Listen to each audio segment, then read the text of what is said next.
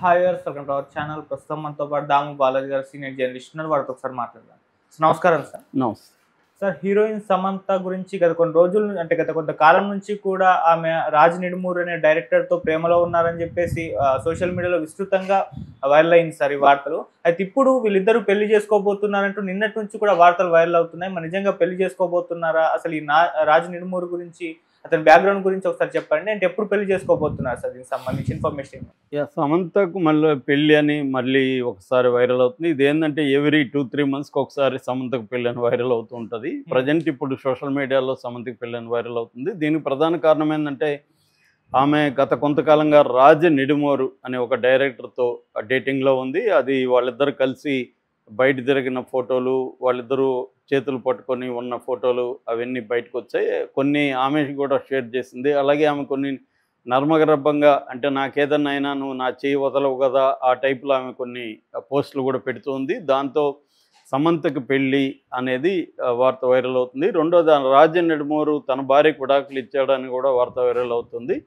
So ఈ నేపథ్యంలో అసలు సమంత రాజ్ నిడుమూరు ఎప్పుడు కలిశారు, వీళ్ళిద్దరి మధ్య బంధం ఏ స్థాయిలో ఉంది, వీళ్ళు పెళ్లి చేసుకుంటారా లేదా అనే విషయాలు మనం చూడాలి. సో సమంత మనకు తెలుసు, సమంత రూత్ ప్రభు అమ్మాయి, క్రిస్టియన్ బేసిక్గా. వాళ్ళ నాన్న జోసఫ్ ప్రభు తెలుగు వ్యక్తి, బట్ చెన్నైలో సెటిల్ అయ్యాడు. వాళ్ళ అమ్మ నిన్నెట్టే ప్రభు, ఆమె మలయాళీ. వీళ్ళిద్దరికీ ముగ్గురు పిల్లలు, Samantha plus David and Jonathan. So ఈమె అక్కడ పల్లవరం అనే తమిళనాడులో, చెన్నైలో పల్లవరం అనే ఏరియాలో పెరిగింది. ఆ తర్వాత స్టెల్లా మేరీస్ కాలేజీలో ఆమె చదువుకున్నది. అప్పుడు కాలేజీలో చదువుతున్నప్పుడు ఆమె పాకెట్ మనీ కోసం చిన్న చిన్న మోడలింగ్, చిన్న షాపులు ఉంటాయి కదా, బట్టల షాపులు, అట్లాంటి వాటికి నాయుడు షాప్ అని ఉండేది. దాంట్లో ఫోటో సెషన్లోకి వెళ్ళి చిన్న చిన్న లోకల్ మోడల్గా పనిచేసేది డబ్బుల కోసం. అలా ఆ క్రమంలో ఆ ఫోటోలు చూసిన రవివర్మన్ అని ఒక తమిళ డైరెక్టరు ఈ అమ్మాయిని ఆడిషన్ పిలిపించాడు. యాక్చువల్గా ఈమె ఆస్ట్రేలియాలో చదువుకుందామని బయలుదేరే క్రమంలో ఈ కాల్ వచ్చింది. సరే వెళ్దామని వెళ్ళింది. వెళ్తే ఆమె ఆ సినిమాలో సెలెక్ట్ అయిపోయింది హీరోయిన్గా. కానీ వాళ్ళ ఇంట్లో వాళ్ళు ఒప్పుకోలేదు. ఎందుకంటే ఆస్ట్రేలియాలో నువ్వు చదువుకోవడానికి వెళ్తూ ఇదేంటంటే, అప్పుడు రవివర్మన్ వచ్చి వాళ్ళ ఇంట్లో ఫ్యామిలీని కన్విన్స్ చేశాడు. మాది డీసెంట్ ప్రొడక్షను, మీకు ఎటువంటి ప్రాబ్లమ్స్ ఉండవు, మీరు కూడా రావచ్చు మీ పాపతో కూడా, అవన్నీ చెప్పి కన్విన్స్ చేసి ఆ సినిమా స్టార్ట్ అయింది. ఆ సినిమా పేరు ఏంటంటే మాస్కోవిన్ కావేరి. సో ఆ సినిమా మొదటి సినిమా అనమాట. అయితే అది బడ్జెట్ సరిగా లేక కంప్లీట్ కాలేదు. దాంతో అక్కడ ఫుటేజ్ అవన్నీ చూసిన ఒక అసిస్టెంట్ డైరెక్టర్ గౌతమ్ మీనన్కి చెప్పడంతో ఈ అమ్మాయి చాలా బాగా చేస్తుందని, గౌతమ్ మీనన్ కూడా ఒక క్రిస్టియన్ క్యారెక్టర్ ఉంది నా సినిమా, జెస్సికా అనే క్రిస్టియన్ క్యారెక్టర్ అని చెప్పి ఏ మాయ చేసావులో ఈ అమ్మాయిని అప్రోచ్ అవ్వడం. సో ఈ సినిమా ఫస్ట్ రిలీజ్ అయింది. ఏ మాయ చేసావే అనే సినిమా ముందు విన్నయ్ దాండి వరువాయ అనేది తమిళ్లో పేరు, తెలుగులో ఏ మాయ చేసావే. దీంతో నాగ చైతన్య అమ్మాయి పేరు, అది పెద్ద హిట్ కావడం 2010లో రిలీజ్ అయింది. దీని తర్వాత ఎప్పుడో ఫస్ట్ సినిమా మాస్కోవిన్ కావేరి తర్వాత ఎప్పుడో రిలీజ్ అయింది అనమాట. అలాగా ఆమె మెల్లమెల్లగా సినిమాల్లో సెటిల్ అయిపోయింది. దాని తర్వాత తెలుగులో ఎక్కువగా ఆమె హిట్ అయింది. ఈగ కానీ, దూకుడు కానీ, సీతమ్మ వాకిట్లో సిరిమల చెట్టు కానీ, అత్తారింటి దారేది కానీ, కత్తి కానీ, అలాగా మళ్ళీ తమిళ్లో తెరి కానీ, మెర్సల్ కానీ, అలాగా తెలుగు, తమిళ్, ఆ తర్వాత మెల్లగా హిందీకి కూడా వెళ్ళింది. ఇలాగా ఆమె కెరీర్ రంగస్థలంతో బాగా పీక్లోకి వెళ్ళినట్టు చెప్పచ్చు. దాని తర్వాత ఇతను లవ్లో పడ్డం, పర్సనల్ లైఫ్ విషయానికి వస్తే నాగ చైతన్య లవ్లో 2017లో వాళ్ళు పెళ్లి చేసుకున్నారు గోవాలో. దాని తర్వాత 4 ఏళ్ళ కాపురం తర్వాత 2021లో విడిపోయారు. ఈ క్రమంలో ఆమెకి పర్సనల్గా హెల్త్ ఇష్యూస్ కూడా ఉన్నాయి మొదటి నుంచి కూడా. ఎందుకంటే చిన్నప్పటి నుంచి కూడా ఆమెకు చైల్డ్ డయాబెటీస్ ఉండడం, కొంత వీక్నెస్ బాడీ ఉండడం, స్కిన్ డిసీజ్ ఉండడం, ఇవన్నీ చిన్నప్పటి నుంచి కూడా ఉన్నాయి. అందుకనే ఆమె కరాటే కూడా వాళ్ళ పేరెంట్స్ నేర్పించారు, అంటే ఇమ్యూన్ పవర్ అవన్నీ పెరగాలని. దాని తర్వాత ఆమెకి డెర్మటోమయోసైటిస్ అనే ఒక ఆటో ఇమ్యూన్ డిసీజ్ ఉంది. ఇది ఆటో ఇమ్యూన్ అంటే మన శరీరాన్ని ప్రొటెక్ట్ చేసే కణాలే దీని మీద దాడి చేస్తాయి అనమాట. అటువంటి ఒక డిసీజ్. ఇది బేసిక్గా స్కిన్ అండ్ మజిల్ ఈ రెండింటిని ఎఫెక్ట్ చేస్తుంది. సో అది వచ్చి లాంగ్ టర్మ్ డిసీజ్ అనమాట, షార్ట్ టర్మ్ కాదు. ఎప్పటికప్పుడు అది మనం ఎట్లయితే డయాబెటీస్ని మేనేజ్ చేస్తామో ఈ డిసీజ్ని కూడా మేనేజ్ చేసుకుంటూ వెళ్ళాలి. అంటే medical and life style change చేస్తుంది.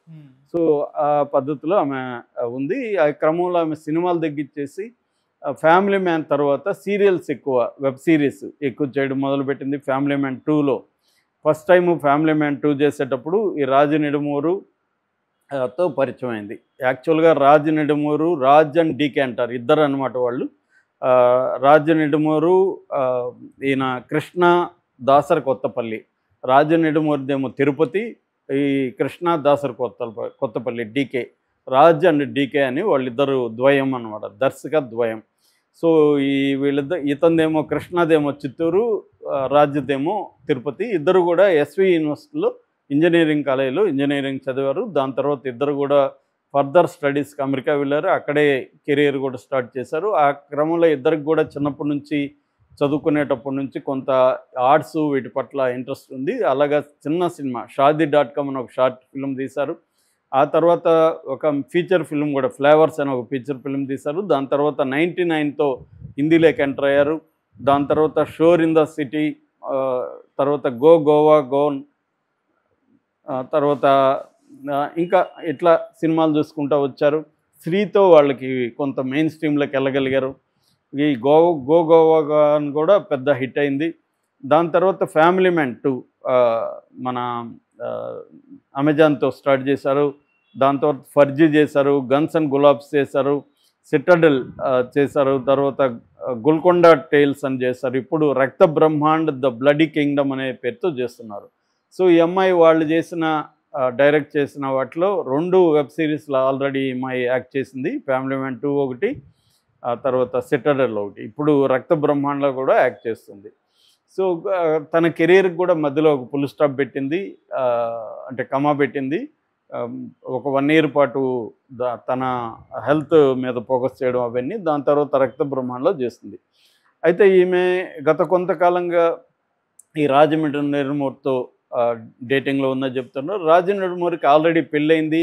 అసిస్టెంట్ డైరెక్టర్గా ఉంటున్న ఫ్యామిలీ డే అనే ఒక అమ్మాయిని అతను పెళ్లి చేసుకున్నాడు. ఈ అమ్మాయి రంగ్ దే బసంత్లో అసోసియేట్ డైరెక్టర్ పనిచేసింది. తర్వాత ఈ రాజు నిడుమూరు కంపెనీలో క్రియేటివ్ హెడ్గా ఉండేది. తను ఆ అమ్మాయితో లోబడి అమ్మాయిని పెళ్లి చేసుకున్నారు. వాళ్ళకిద్దరికి ఒక పాప కూడా.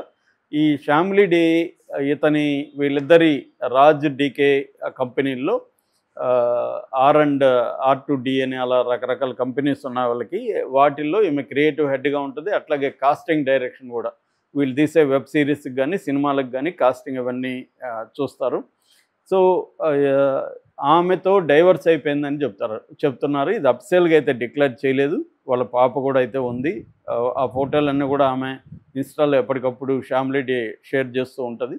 అయితే ఇటీవల వీళ్ళిద్దరైతే బయటికి వెళ్ళి తిరగడం అవన్నీ చేస్తున్నారు. మొన్న pickle ball tournament league, old pickle ball టోర్నమెంట్లో వీళ్ళిద్దరూ ఫస్ట్ టైం చేతులు పట్టుకొని వెళ్ళడం అవన్నీ కూడా కనిపిస్తుంది. దాని తర్వాత ఒక కామన్ ఫ్రెండ్ బర్త్డే బ్రంచ్లో కూడా వీళ్ళు పబ్లిక్ అపియరెన్స్ అనేది ఇచ్చారన్నమాట.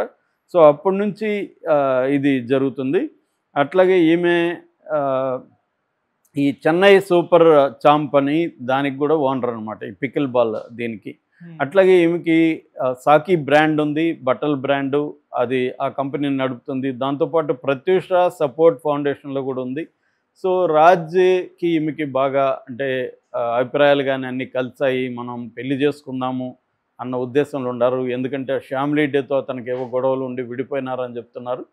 ఈమె కూడా డైవర్స్ అయిపోయింది. యాక్చువల్గా ఈమె ఫస్ట్ సిద్ధార్థతో డేటింగ్ చేసింది. జబర్దస్త్ సినిమా అప్పుడు సిద్ధార్థతో పరిచయం, సిద్ధార్థతో ఉంది. దాని తర్వాత నాగ చైతన్యతో పెళ్ళయి విడిపోవడం, దాని తర్వాత చాలా గ్యాప్ రావడం. ఎందుకంటే 21లో విడిపోతే ఇప్పుడు 4 ఏళ్ళు గ్యాప్ ఉంది. ఈ లోపల శోభితతో నాగ చైతన్య కూడా పెళ్ళయింది. సో తను కూడా పెళ్లి చేసుకుందాం అనే ఆలోచనలో ఉన్నట్టుగా మనకు అర్థమవుతుంది. బట్ పెళ్లి చేసుకోబోతున్నారా లేకపోతే ఇలాగా కంటిన్యూ చేద్దాం అనుకుంటున్నారా అనేది మనం చూడాలి. ఎందుకంటే